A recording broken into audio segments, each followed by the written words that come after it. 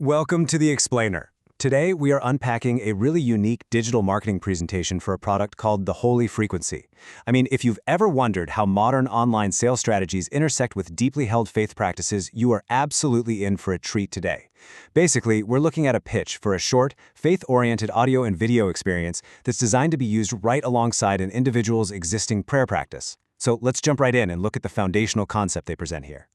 The presentation poses a really compelling question right out of the gate. Is prayer essentially a two-way radio? The central idea here is actually relatively simple. According to this pitch, a lot of devoted believers are missing out on God's provision. And it's not because they lack faith, but because they lack an open receiving channel. Think of it kind of like a walkie-talkie. A believer might be sending a prayer outward perfectly fine, right? But the receiving side of that radio, well, it must also be switched on to actually hear the response. Let's break that equation down a bit. The official sales page sets up this direct comparison between sending a prayer, the act of asking, and having an open channel, which is the act of receiving. The narrator of the pitch, a woman who introduces herself as Sarah Mitchell, claims that asking is really only half the battle. According to her narrative, Christians have completely misunderstood Jesus' promise of ask and it shall be given. Why? Because they forget that you actually need a functioning, open spiritual channel to receive what's being sent back to you. So that begs the question. How did this channel allegedly get closed in the first place? To answer that, the marketing narrative presents a rather fascinating timeline of alternate history.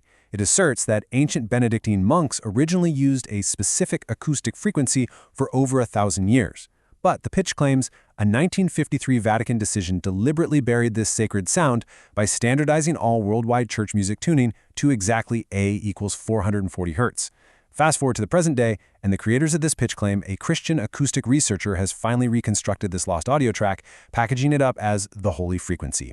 The presentation actually gives this historical sound a very specific name. They define it as the Voice of God frequency. It's described as this sacred sound allegedly used by those ancient monks to pry open the brain's divine reception channel.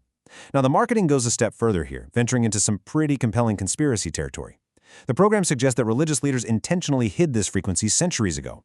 And the reason, well, the pitch claims it was so believers would rely solely on church institutions and their leaders rather than experiencing an independent, direct line to God's provision for themselves. Okay, so from historical conspiracy, the pitch makes this dramatic pivot to anchor its technology directly in biblical numerology. The crucial point that this entire presentation builds toward revolves entirely around one single, highly specific number: the number 9. Let's look at how they justify this. The pitch points to some very specific scriptural references. There are 9 fruits of the Spirit, 9 gifts of the Spirit, and Jesus is said to have drawn his last breath at the 9th hour. Using these instances, they argue that the number 9 represents divine completeness. Therefore, the presentation claims that exactly 9 minutes, yes, exactly 9 minutes of acoustic exposure to their track is the precise time required to complete a spiritual circuit and fully open your divine reception channel. Not 8 minutes, not 10, literally exactly 9. And that brings us to the actual protocol being sold here, which is pitched as an incredibly simple 3-step daily habit. Step 1, start the routine first thing in the morning, before you even get out of bed, when your brain is allegedly at its most receptive. Step 2, use headphones. The presentation insists this is absolutely vital to recreate the intimate, directed acoustics of small stone chapels. Basically, it prevents the sound from scattering across the room and losing its potency. And step 3, listen and pray for exactly 9 minutes. Now, to build its case and really drive the marketing message home, the presentation relies heavily on deeply personal anecdotes. The narrator shares her own story of finding a totally unexpected check for over $23,000 right after using the audio. Plus, they share these glowing testimonials from other users. Take this one from Linda M. in Nashville, who claims that 6 weeks after starting the program, she received an unexpected check that completely paid off her car and credit card debt.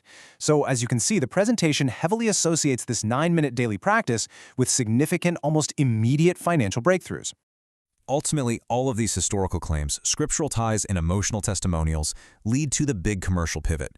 The pitch culminates in a $39 offer for the digital audio track itself. And, to make it just a little more enticing, they bundle it with bonus materials like a God-stolen sound research file, a healing sleep track, and a blessing track. They even back the whole shebang with a 365-day money-back guarantee, stating that if your prayer life hasn't shifted after 9 days of use, you can get a full refund. But before we wrap things up today, it is absolutely crucial we do a quick reality check. As we analyze this source material, we really have to emphasize that these promises of sudden financial abundance and the reopening of supernatural communication channels are solely marketing claims made by a sales presentation. They should definitely not be confused with established scientific evidence demonstrating that a particular sound frequency creates wealth, nor are they accepted theological proof.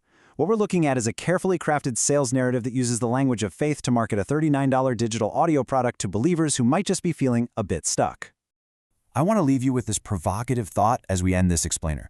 How does modern digital marketing so easily intersect with ancient faith practices and modern audio technology? It's fascinating and honestly a bit surreal to see an internet sales page weave historical conspiracy, acoustic concepts, and deeply held beliefs into a single, compelling checkout funnel. It really makes you think about how we consume information and where the lines between faith, commerce, and technology blur in this digital age. Keep asking those critical questions, and thanks so much for joining me on The Explainer today.